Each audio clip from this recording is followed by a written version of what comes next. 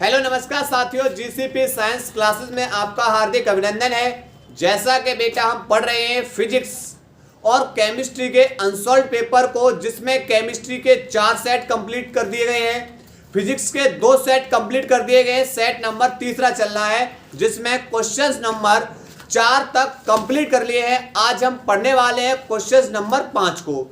तो क्या है पांचवा क्वेश्चन, समझते हैं। पांचवा क्वेश्चन बोल रहा है चालक के प्रतिरोध पर ताप के प्रभाव की गुणात्मक व्याख्या कीजिए। दिए गए परपथ में धारा का मान ज्ञात कीजिए। परपथ में धारा का अधिकतम मान क्या है। देखो, सबसे पहले हम बेटा समझेंगे ताप का प्रभाव। ताप का प्रभाव, किसी चालक पर बेटा ताप का क्या प्रभाव होता है। एक फॉर्मूला होता है प्रतिरोध R बराबर m/n² टाउ इनटू में L/A। ये बेटा प्रतिरोध का क्या होता है, फॉर्मूला होता है। जहां प्रतिरोध द्रव्यमान के समानुपाती, लंबाई के समानुपाती, इलेक्ट्रॉन संख्या, इलेक्ट्रॉन के वर्ग के तथा श्रांतिकाल और क्षेत्रफल के कैसा, ये व्युत्क्रमानुपाती।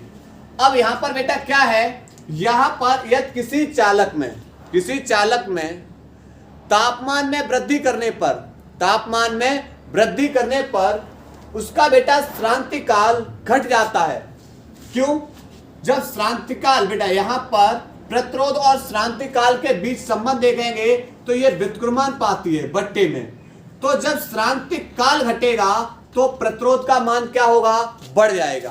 प्रतिरोध का मान क्या होगा, बढ़ जाएगा। तो मैंने क्या बताया, मैंने बताया किसी चालक में ताप में वृद्धि करने पर श्रांतिकाल घट जाता है जिससे प्रतिरोध का मान बढ़ जाता है। तो लिखेंगे किसी चालक में ताप में वृद्धि करने पर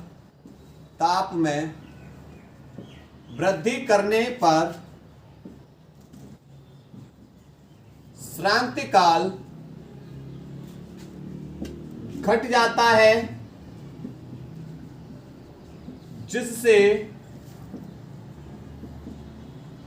प्रतिरोध R का मान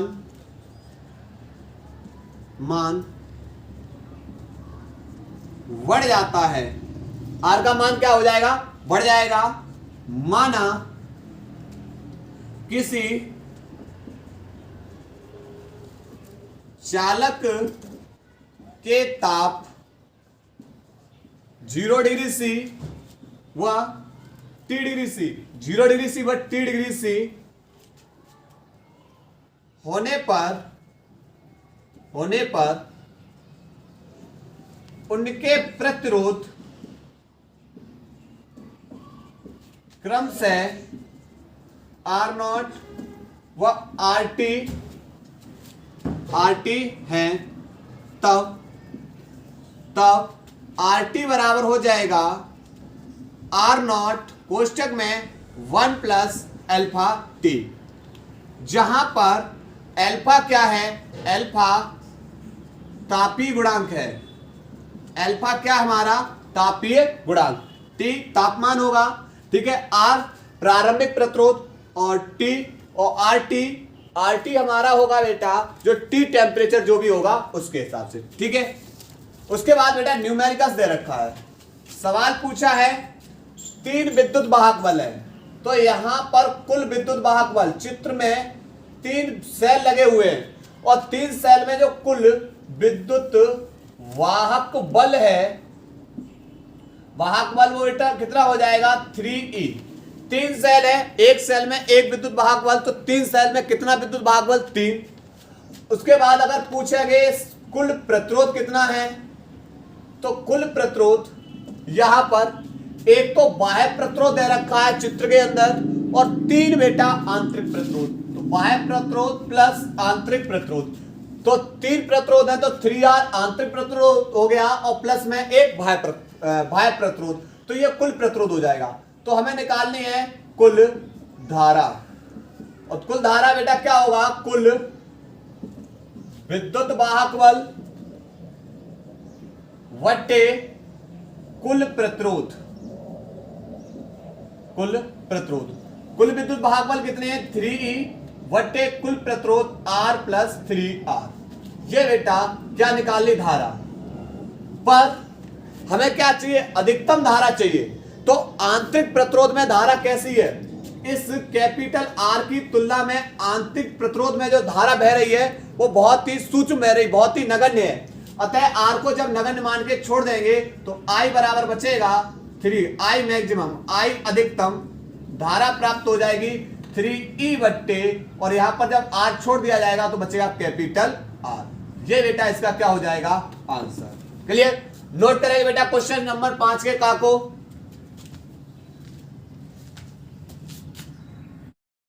इसके बाद बेटा क्वेश्चन नंबर 5 का ख। 5 का ख क्वेश्चन बोल रहा है किसी धारा अवयव के कारण उत्पन्न चुंबकीय क्षेत्र के लिए बायो-सैवर्ट का नियम लिखिए, और उसके बाद बेटा सवाल दे रखा है। देखो बायो-सैवर्ट का नियम, बायो-सैवर्ट का नियम क्या है। बायो-सैवर्ट का नियम, बायो-सैवर्ट का नियम बेटा अति सूक्ष्म खंड में चुंबकीय क्षेत्र को ज्ञात करने के लिए दिया गया था बायो-सैवर्ट ने।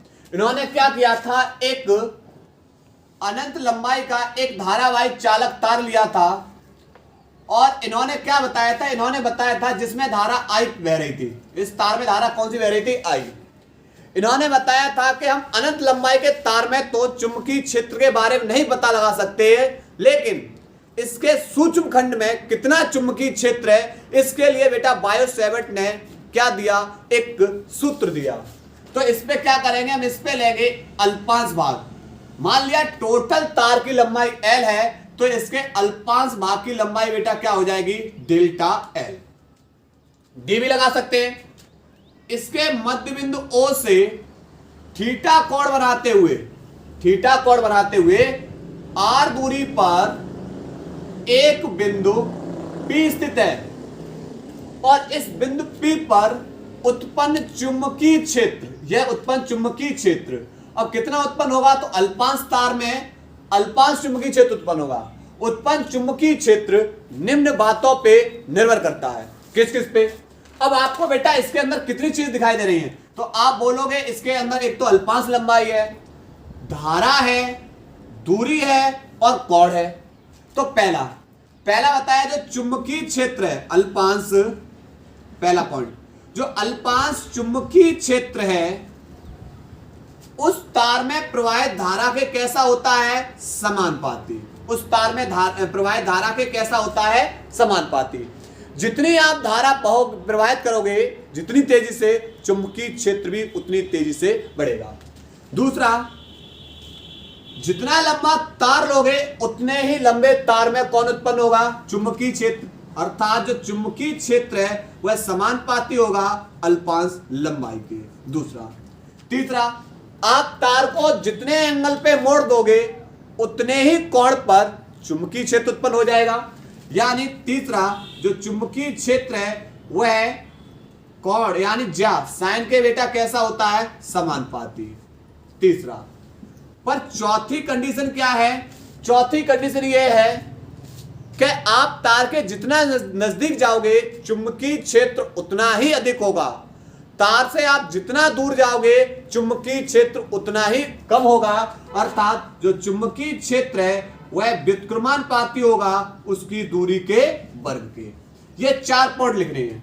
माना आप लोग लिखेंगे बेटा, माना एक L लंबाई का तार है, इसके अल्पांश भाग में मध्य बिंदु, इसके मध्य बिंदु अल्पांश भाग में जिसमें I धारा बह रही है, इसमें इसका अल्पांश भाग क्या लिया हमने, तार का अल्पांश भाग dl है। इसके मध्य बिंदु O से R दूरी पर उत्पन्न चुंबकीय क्षेत्र निम्न बातों पे निर्भर करता है। और बेटा इस तरीके से अब क्या करना है, समीकरण 1, 2, 3 व 4 से सबकी तुलना करेंगे। तो इधर देखो बेटा, सब जगह बेटा डेल्टा बी है, समानुपाती का चिन्ह है I delta L sine theta है, और बट्टे में कौन है, R स्क्वायर। समानुपाती का चिन्ह हटेगा, एक कांस्टेंट आएगा, कांस्टेंट के आई डेल्टा एल साइन थीटा बटे आर स्क्वायर। पर बेटा के बराबर क्या पाएगा, म्यू 0 अपॉन 4 पाई, जिसका मान होता है 10 की पावर माइनस के साथ इंटू में आई डेल्टा एल साइन थीटा बटे आर स्क्वायर। और चुंबकीय क्षेत्र का जो मात्रक होता है वह होता है टेस्ला वेबर प्रति मीटर और न्यूटन प्रति एम्पियर मीटर, वेबर प्रति मीटर स्क्वायर और न्यूटन प्रति एम्पियर मीटर। ठीक है, तो इसमें लिखेंगे माना अनंत लंबाई का एक चालक तार ए बी नाम दे दिया, ए बी है, जिसमें धारा आई प्रवाहित हो रही है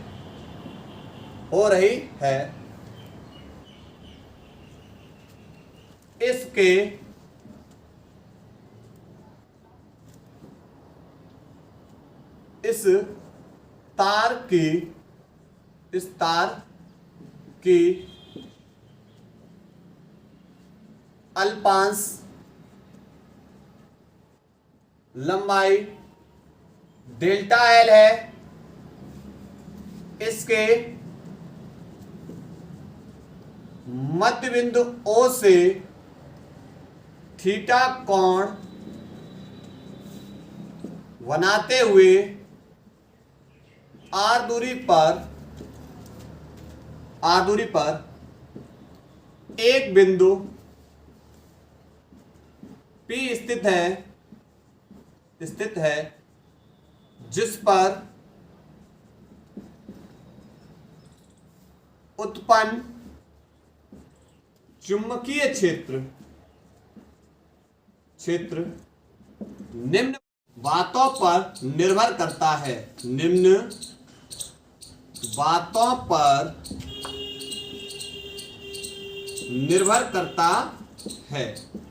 इसके बाद बेटा सवाल दे रखा है, सवाल क्या है देखेंगे, दिया है क्या सवाल दे रखा है, देखो सवाल बोल रहा है कि धारा अवयव डेल्टा एक्स आई मूल बिंदु स्थित है अवयव में 10 एम्पीयर धारा। देखो यहां पर पहले मूल बिंदु बना रहे हैं, ये हमारा एक्स अक्ष है तो ये वाई अक्ष है और ये क्या मान ले रहे जेड अक्ष। एक्स अक्ष पे बेटा धारा है और धारा कितने एम्पीयर की है, 10 एम्पीयर की धारा है, क्लियर। उसके बाद बेटा बोल रहा है वाई अक्ष पे, इस वाई अक्ष पे 0.5 मीटर की दूरी पर, यानी 0.5 मीटर की दूरी पर उत्पन्न चुंबकीय क्षेत्र की गणना करनी। वाई अक्ष पे बेटा चुंबकीय क्षेत्र है, एक्स अक्ष पे धारा है और चुंबकीय क्षेत्र की गणना करनी है। और बेटा यहाँ पर डेल्टा एक्स बराबर दे रखा है 1 सेंटीमीटर, पर सेंटीमीटर नहीं होता है 10 की पावर माइनस के 2, सेंटीमीटर को मीटर में लाएंगे 10 की पावर माइनस के 2 से क्या कर देंगे, गुणा कर देंगे।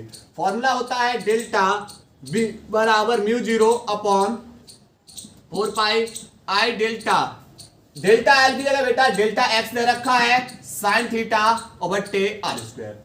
अब बेटा क्या करेंगे, मान लेना म्यू 0 का मान होता है 10 की पावर माइनस के 7 इंटू में आई का वैल्यू 10 इंटू में डेल्टा एक्स 10 की पावर माइनस के 2 इंटू में साइन और बेटा थीटा बेटा यहाँ पर कितना हो जाएगा, ये बेटा एंगल कितना होगा 90 साइन 90 और इंटू में आर, उसके बाद यहाँ पर बट्टे में बेटा बट्टे में कौन हो जाएगा आर स्क्वायर, आर का वैल्यू है 0.5 पर स्क्वायर है इसलिए बेटा 2 बार, क्लियर।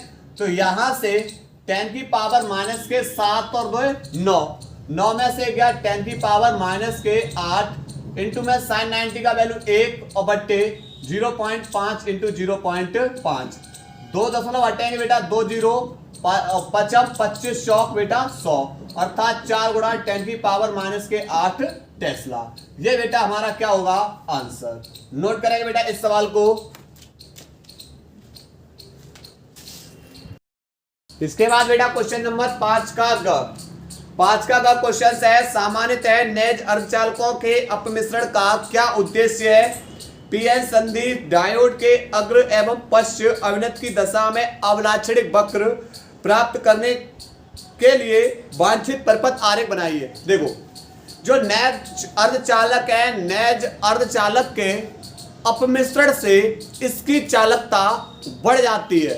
तो लिखेंगे, इसमें लिखेंगे नैज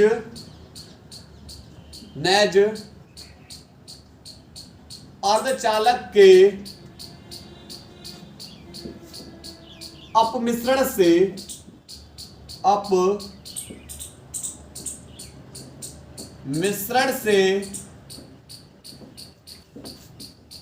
इसकी चालकता बढ़ जाती है। इसकी चालकता क्या होगी? बढ़ जाएगी। उसके बाद अविलाक्षणिक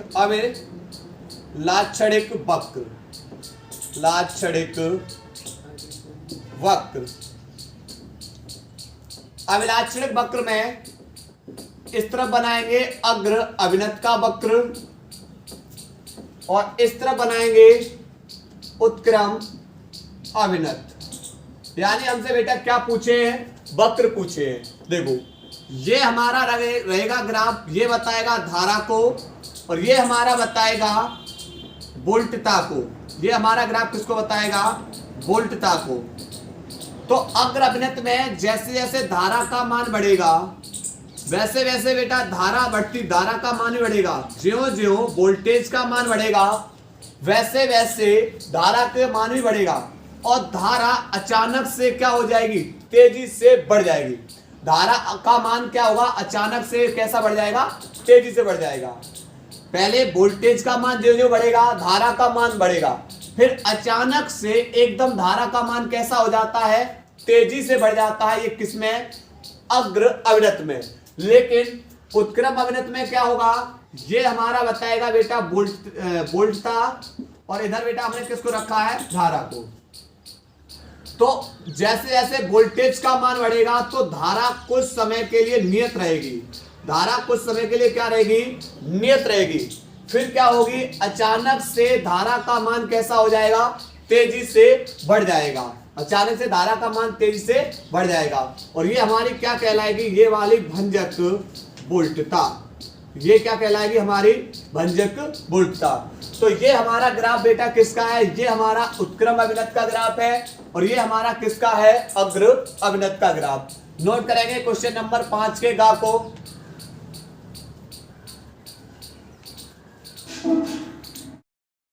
इसके बाद बेटा क्वेश्चन नंबर 5 का ग। 5 का ग क्या कह रहा है? स्वप्रेरण एवं अन्योन्य प्रेरण की परिघटना समझाइए। स्वप्रेरण तथा अन्योन्य प्रेरकत्व के मात्रक लिखिए। स्वप्रेरकत्व और अन्योन्य प्रेरकत्व के मात्रक। देखो, सबसे पहले क्या समझेंगे? स्वप्रेरण। स्वप्रेरण का मतलब है स्वतः ही प्रेरित होना। स्वतः ही क्या होना? प्रेरित होना। क्लियर?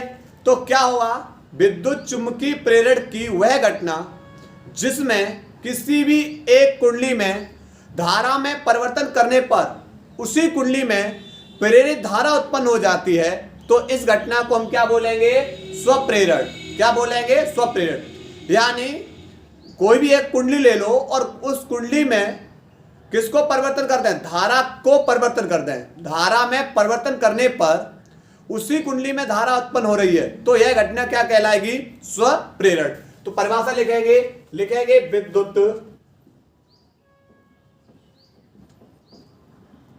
चुम्बकीय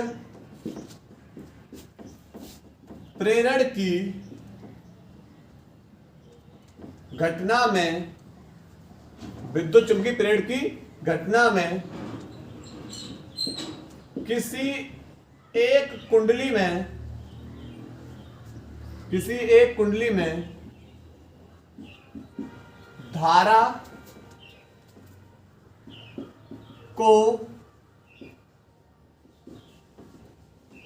परिवर्तित करने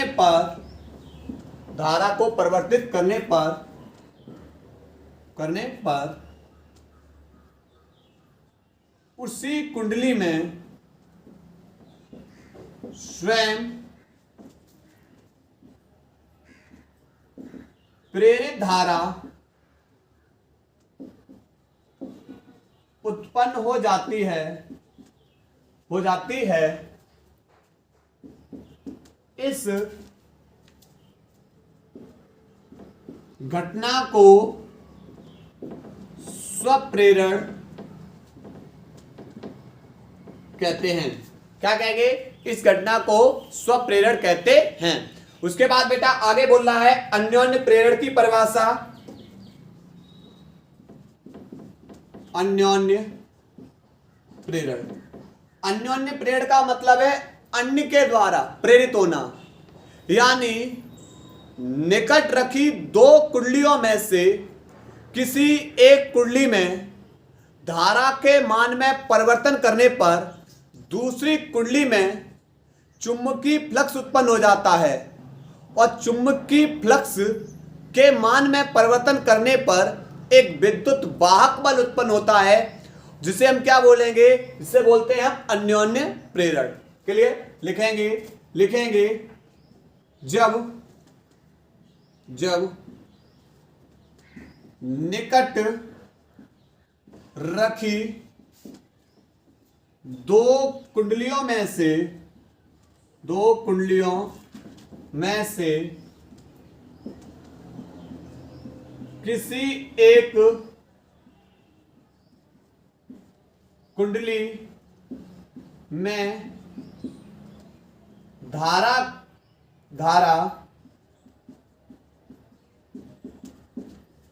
परिवर्तन करने पर दूसरी कुंडली में चुंबकीय फ्लक्स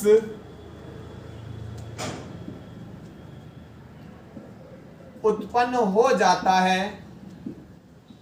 दूसरी कुंडली में चुंबकीय फ्लक्स उत्पन्न हो जाता है। चुंबकीय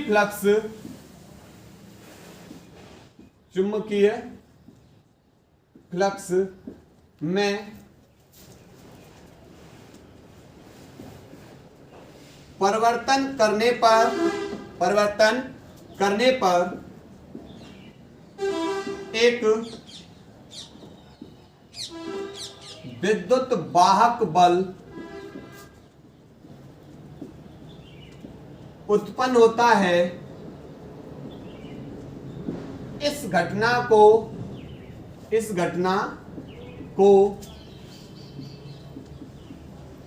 अन्योन्य प्रेरण कहते हैं। अन्योन्य प्रेरण कहते हैं। उसके बाद स्वप्रेरकत्व व अन्योन्य प्रेरकत्व के मात्रक, दोनों के मात्रक बेटा क्या है? हेनरी। दोनों के मात्रक क्या है? हेनरी हैं। क्लियर? नोट करेंगे बेटा क्वेश्चन नंबर 5 के गा को अथवा को।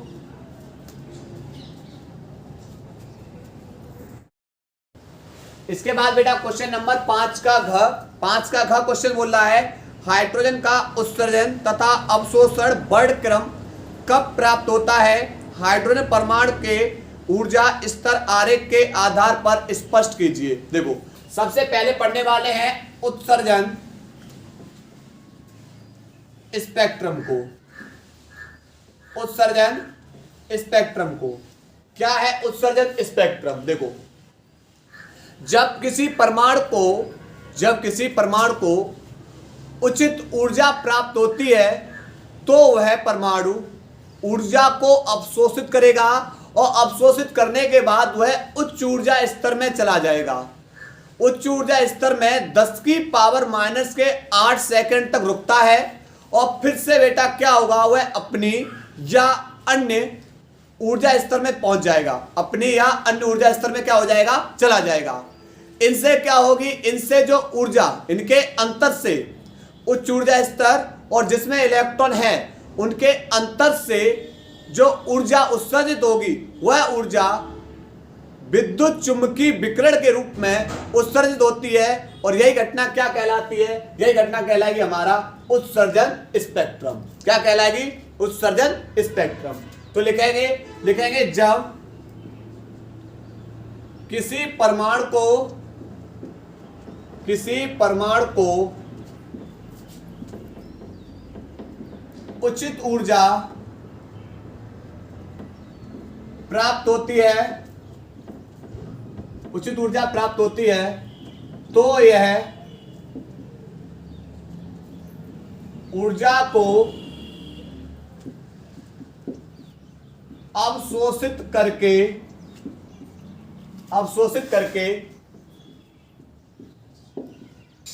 उच्च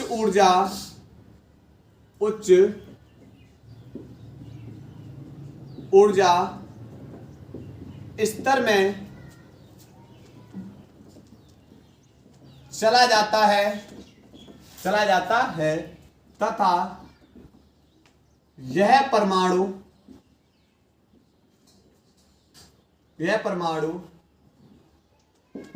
उच्च ऊर्जा स्तर में 10⁻⁻8 सेकंड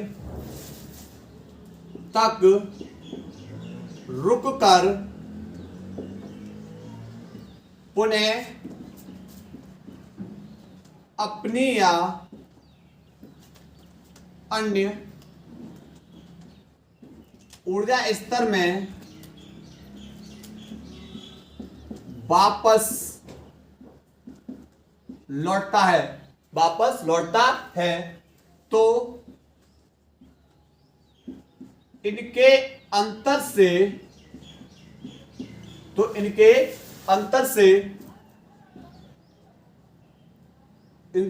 से उत्सर्जित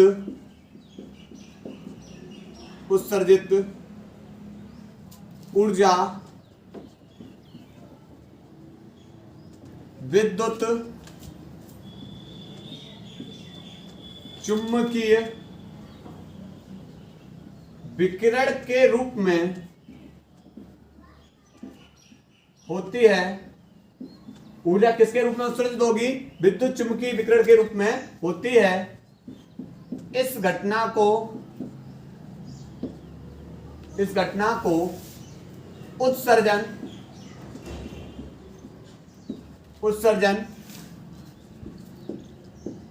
स्पेक्ट्रम कहते हैं। इस घटना को क्या कहेंगे? उत्सर्जन स्पेक्ट्रम कहते हैं। क्लियर? अब इसके ग्राफ बनाएंगे। देखो यहां n बराबर 1, n बराबर 2, n बराबर 3, n बराबर 4 और n बराबर बेटा यहां पर ले लिया अनंत तक। ठीक है, तो यहां पर पहले इलेक्ट्रॉन अपनी ऊर्जा स्तर को ग्रहण करेगा। ऊर्जा ग्रहण करके किस में चला जाएगा? उच्च ऊर्जा स्तर में, और 10 की पावर कितने 8 सेकंड तक रहता है, और फिर से बेटा क्या होगा? पुनः किस में चलाएगा? अपनी या अन्य ऊर्जा स्तर में पुनः फिर से क्या हो जाएगा? वापस लौट जाता है। तो यह घटना क्या कहलाएगी? यह घटना बेटा, तो इनसे क्या होगी? इनसे ऊर्जा का उत्सर्जन होगा विद्युत चुंबकीय विकिरण के रूप में, और यही घटना क्या कहलाएगी? यही घटना कहलाएगी उत्सर्जन स्पेक्ट्रम। तो जब उच्च ऊर्जा स्तर से इलेक्ट्रॉन या परमाणु निम्न ऊर्जा स्तर में आएगा, तो इससे क्या होगा? ऊर्जा का उत्सर्जन होगा। क्लियर? इस ग्राफ को बनाएंगे, उसके बाद बेटा आगे करा रहे इसके।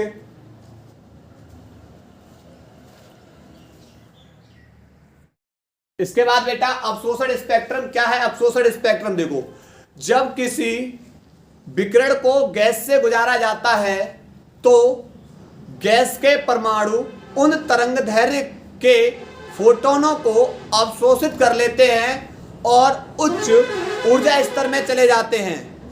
इस घटना को हम क्या बोलेंगे? अवशोषण स्पेक्ट्रम। तो लिखेंगे जब किसी परमाणु को, जब किसी विकिरण को गैस से गुजारा जाता है, तो गैस के परमाणु उन तरंग दैर्घ्य को फोटॉन के रूप में अवशोषित कर लेते हैं और उच्च ऊर्जा स्तर में चले जाते हैं। यह घटना अवशोषण स्पेक्ट्रम कहलाती है। अवशोषण स्पेक्ट्रम कहलाती है। देखो अब इसका ग्राफ बनाएंगे। ये बेटा इसकी मूल अवस्था होगी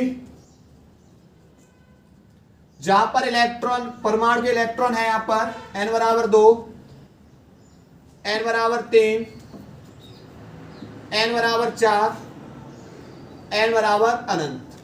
तो ये क्या करेंगे, फोटोन के रूप में बेटा तरंग दैर्घ्य को अवशोषित करेंगे और अपनी मूल अवस्था से उच्च ऊर्जा स्तर में बेटा क्या हो जाएंगे, बेटा ये चले जाएंगे। ये बेटा परमाणु कहां चले जाएंगे, उच्च ऊर्जा स्तर में चले जाते हैं। ऊर्जा को अवशोषण करेंगे और उच्च ऊर्जा स्तर में चले जाएंगे। यह घटना क्या कहलाएगी, अवशोषण। यह घटना कहलाएगी अवशोषण स्पेक्ट्रम। क्लियर। नोट करेंगे बेटा इसके क्वेश्चन नंबर 5 के घा को।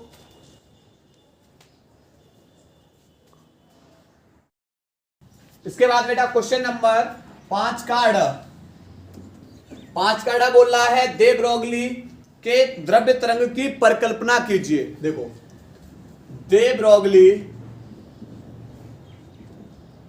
तरंग क्या है, दे ब्रोगली तरंग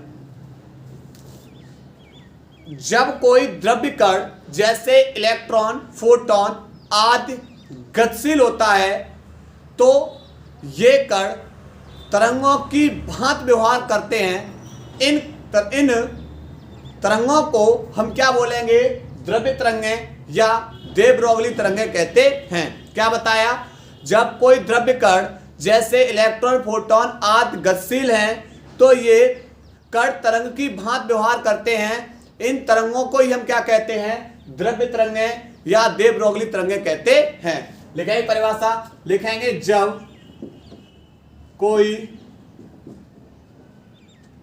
द्रव्य कण जैसे इलेक्ट्रॉन, फोटॉन आदि गतिशील हैं तो ये कण तरंग की भांति व्यवहार करते हैं, भांति व्यवहार करते हैं। इन तरंगों को दे ब्रोगली तरंग या द्रव्य तरंग कहते हैं। क्लियर, द्रव्य तरंग कहते हैं। उसके बाद बेटा हमसे पूछा है सवाल, एक न्यूट्रॉन की गतिज ऊर्जा, यानी दिया है सवाल के अंदर न्यूट्रॉन की गतिज ऊर्जा दे रखी है 6.7 इंटू 10 की पावर माइनस के 21 जूल। तो देव इससे संबंध दे ब्रोगली तरंग दैर्घ्य क्या है, दे ब्रोगली तरंग दैर्घ्य पूछा है। लैम्डा बराबर होता है h अपॉन अंडर रूट में 2km और m बेटा इलेक्ट्रॉन का द्रव्यमान। मान लगाएंगे ये h प्लांक निर्देशांक है 6.6 इंटू 10 की पावर माइनस के 34 जूल बट्टे अंडर रूट में 2। k का वैल्यू है बेटा 6.7 इंटू 10 की पावर माइनस के 21 और न्यूट्रॉन पे द्रव्यमान होता है 1.67 इंटू 10 की पावर माइनस के 19 माइनस के 27 10 की पावर माइनस के 27 किलोग्राम। ये बेटा एक न्यूट्रॉन का द्रव्यमान हो गया, ये के का मान और h प्लांक निर्देशांक। ठीक है, अब देखते हैं इसके बाद। देखो यहां से 21 और 27 48 तो 48 की घात आधी बाहर निकाल लो, तो 6.67 इंटू 10 की पावर माइनस के 34। 48 जब रूट में बेटा 2 10 होते, 1 10 बाहर आ जाएगा, तो ऐसे माइनस के 48 तो कितने बाहर निकाल लेंगे, आधे, यानी माइनस के 24। उसके बाद अब देखो 2 का गुणा करेंगे 6.7 के अंदर, तो 2 सत्ते 14 और 2 छिंग बाहर है और 1 13, 1 अंक बाद दशमलव। उसके बाद अब गुणा करेंगे 1.67 का, तो देखो 7 चौक 28, 7 तिया 21, 21 और 2 23, 7 एकम 7 और 2 9, 6 चौक 24 और 6 तिया 18, 18 और 2 20 और 6 एकम 6 और 2 8। उसके बाद 4 3 और 1, यानी 8 और 4 और 3 7, 9 और 4 13 और 8 और 3 11 और 1 12 और यहाँ पर 2 22 378, यानी ये निकलेगा बेटा अंडर रूट में 22 378 और के अंक बाद दशमलव है 2 और 1 3, तो 3 अंक बाद बेटा क्या आ जाएगा, दशमलव आ जाएगा। तो लैम्डा बराबर 6.6 इंटू 10 की पावर माइनस के 34 बट्टे, ये लगभग में 45 से होता है 20 25, ये लगभग में बेटा बैठेगा 4.7 का और इनटू में 10 की पावर माइनस के 24। 4.7 बेटा ये लगभग में वर्गमूल कितने का होगा, 4.7 का। ठीक है, दशमलव से दशमलव कैंसिल, 47 का भाग कर देंगे 66 के अंदर, एक बार जाएगा, बचेगा यहां से 9 16 में 9 1 10 लगाएंगे 0 और 4 चौक 16, यानी 1.4 इंटू जे माइनस के 24 ऊपर जाके प्लस के 24, तो माइनस के 34 इंटू 10 की पावर बेटा ये प्लस के 24, तो यहाँ पर 1.4 इंटू 34 में से 20 गए, माइनस के 10 बचेंगे और ये बेटा किस में निकलेगा, मीटर में। और 10 की पावर माइनस के 10 मीटर बराबर होता है 1 एंगस्ट्रॉम, अर्थात लैम्डा बराबर 1.4 एंगस्ट्रॉम। यह बेटा हमारा क्या होगा, आंसर होगा। क्लियर, नोट करेंगे इस सवाल को।